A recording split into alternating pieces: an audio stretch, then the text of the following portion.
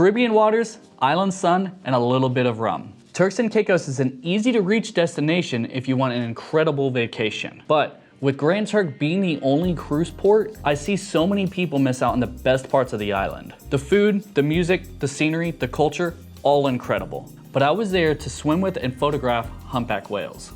So today I'm gonna take you through the island and into the ocean to show you what most people don't get to see. And also talk about the tips and tricks for photography that you'll wanna know before you go, whether it's Grand Turk or any other part of the Caribbean. But real quick, AI slop is taking over our feeds more and more. So if you could show this video some love and subscribe, that would help me out and also let YouTube know that you wanna keep it real. I did not take a cruise. I took a plane, and then I took a smaller plane through a storm. That was fun, and I stayed a whole week there. If you do end up there on a cruise, that's fine, but there are just some special things to note. First of all, the island was extremely safe. I would watch the sun go down at the sandbar every night. I walked around at night. The people were amazing. How you doing, my brother? How's it going? Despite that, from talking to the people from the ships, they were encouraged not to leave the main area, which is extremely disappointing. The cruise port, it's kind of a tourist trap. The first thing you see when you get off the boat is a Margaritaville, which we have here in the States. All the better restaurants and locations are down the beach and actually supports the locals. The whole overly touristy thing can leave a really bad mentality, and that's super evident if you look in the sand when the cruise ships leave, because the beach is covered in straws. So just please respect the island. All right, so first things first, we are walking along the beach here to go photograph some flamingos. About the 200 to 600, it's a bright sunny day. So should be able to get some pretty nice shots of them. Here's the thing about people and flamingos. You're pretty likely to see somebody get too close and have them move further down or just fly off entirely. Don't be that guy.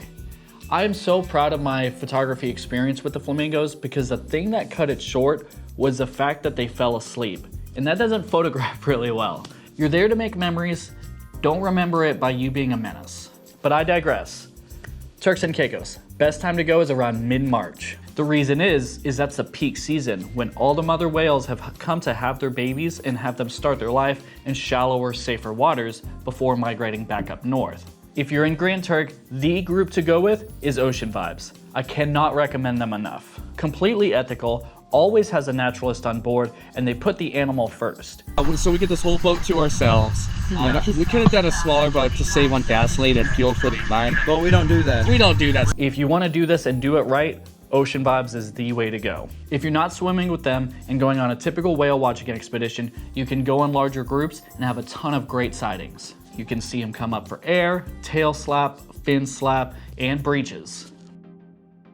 Even though breaches give you that Nat Geo shot in moments, even watching them come up for air is incredible. It just doesn't translate or photograph nearly as well. But in the Caribbean, you're very likely to see some breaches because baby humpbacks are affectionately known as jumping pickles.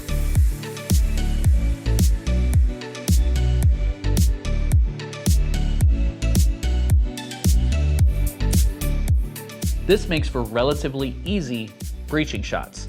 I won't say completely easy because you're on a rocking boat, trying to guess where they come up and then finding it again in the viewfinder. You will find that it's challenging and you'll get plenty of off-center shots. It really helps if you have a camera with the fast shutter speed, like the Sony A1, and then you have a range of telephotos you can use. Just with your distance to the animal, you can get by with a 100 to 400. I think is probably the best range.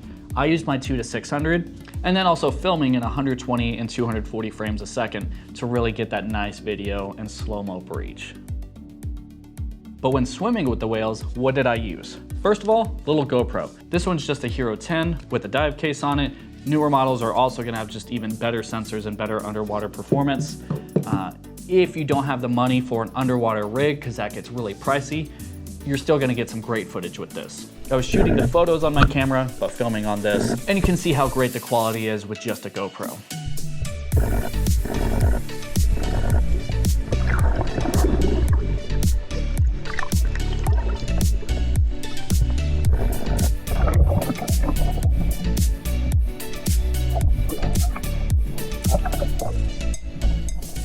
But for photographing, I was too nervous to put my A1 in a underwater housing, and with what I needed, 10 frames a second, not doing any slow-mo.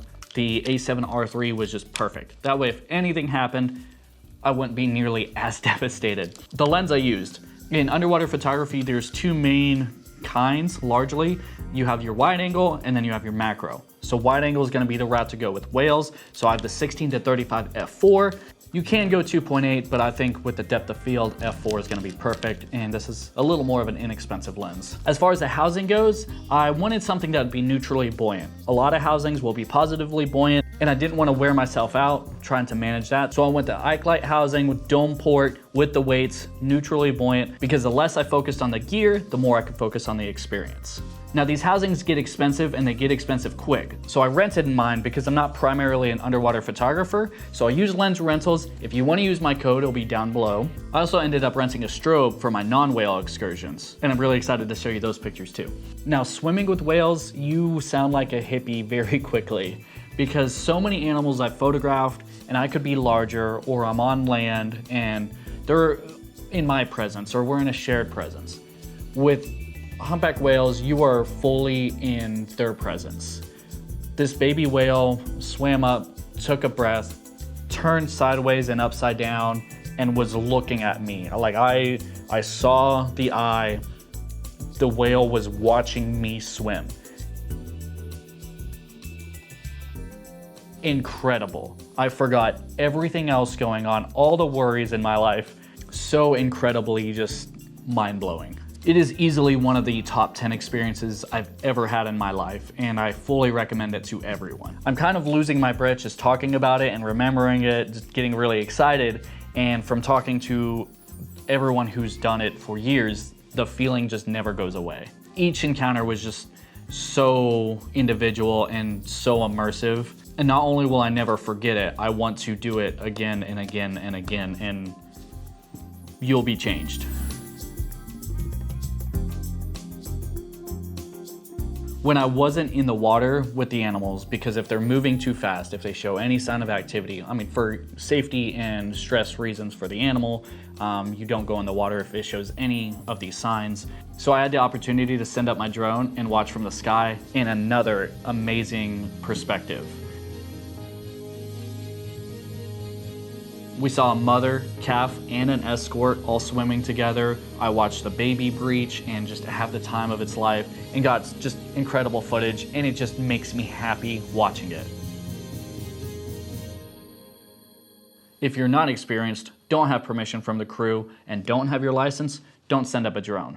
Don't put it near whales, don't put it over the water, because landing a drone on a boat is one of the hardest things about flying a drone. Especially with DJI drones, with the software being so particular with landing. FPV drones, you can kind of just kill the power, kill the motor. If you don't know what you're doing, you'll drop your drone in the water or you'll hurt someone. So like with the flamingos, don't be dumb. But also with the drone, you got the cliff sides, you got the scenery. It's a gorgeous island, and I did have a lot of fun flying around. Speaking of flying, if you ever want to go parasailing, that's a great place to do it. My only other impression of parasailing was Jurassic Park 3, and I thought it'd be a lot scarier. Nope, just calm, serene, and beautiful. Some more of my free time was spent finding a really nice beach there and just going snorkeling. And I wasn't diving, so there's definitely better people with better fish photos than what I have. But a couple things made getting that strobe worth it. And one of those being the stingray. She would kick up sand, go around, go feeding. And that was a really unique experience, so very much enjoyed that.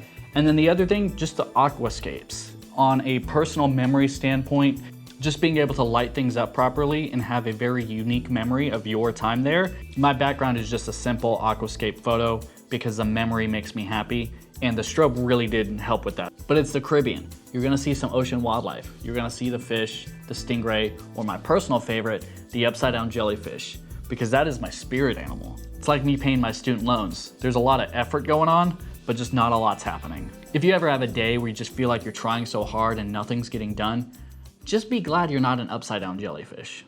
But overall, it was an unforgettable experience. So thank you to Jamie and the whole Ocean Vibes crew.